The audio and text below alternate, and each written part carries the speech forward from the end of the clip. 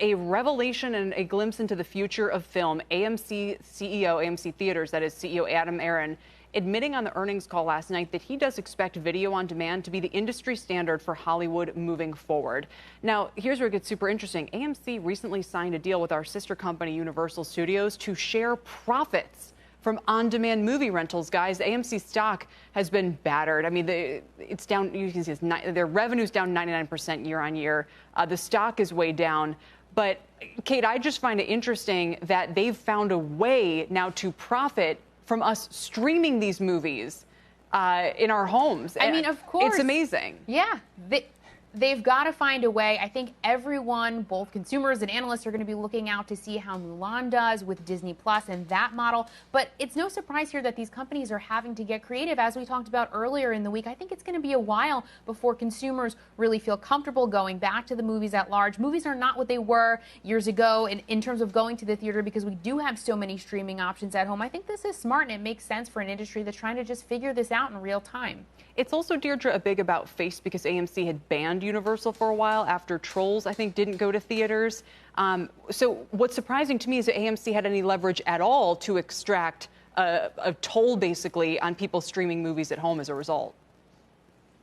Yeah, Kelly, that's why I've been sort of smiling throughout this whole segment because it is such an about face. They spent so long trying to fight that shortened window to turn around and say, okay, we're going to take what we can get. And personally, I am part of the population that would much rather pay $20 or $30 and watch it in the comfort of my own home. And I think I would have done that before the pandemic, but certainly there's more and more people feeling that way. So it's a smart move on AMC's part. Perhaps if they had done this earlier, they could have gotten more out of such a deal. But they're going to take what they can get right now. Still, Kelly, I would also going to say that, so much of the box office these days and the small number of films that really do get a big rollout are in the first couple of weekends anyway. It's so front-loaded, and the threshold for audience members to actually go out and see a movie on the first, it's got to be an event movie. The industry is skewed in that direction. I know the analogy has been made many, many times. It's more like a theme park ride than it's like when my younger years when I viewed just going to the movies as a way of stealing like 2 hours in the air conditioning with somebody in the dark.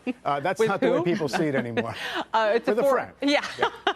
It is a $4 stock, Mike, so I'm just wondering why investors aren't more excited. The idea that AMC would be taking a toll on streaming sounds amazing. My guess is it just must be a very small toll.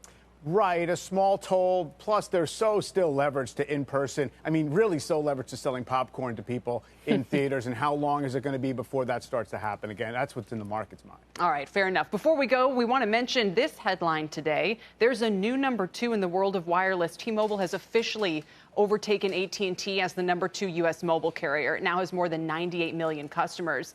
But the CEO was saying their work isn't done. On the earnings call, he said, we're staring down Verizon with our sights set on the number 1 spot.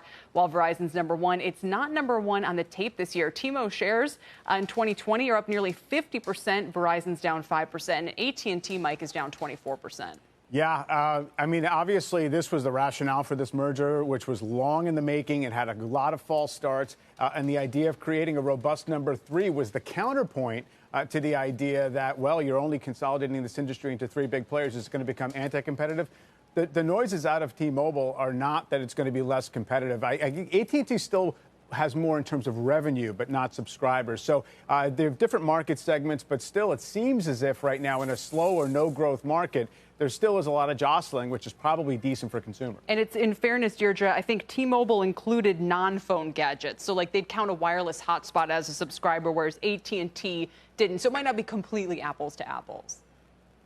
Right, and there's been some debate over those numbers, but to Mike's point, it's so true. I think one of the biggest questions when the Sprint T-Mo merger was happening is would they remain as scrappy? And let me tell you, Kelly, growing up in Canada with 3 major providers, there wasn't a whole lot of competition, and relative to other countries, we did not get great deals on our network. So I hope that the scrappiness continues for the sake of consumers. But also, Kate, you can't be scrappy when you're number 1. I mean, at some point, the gig is up.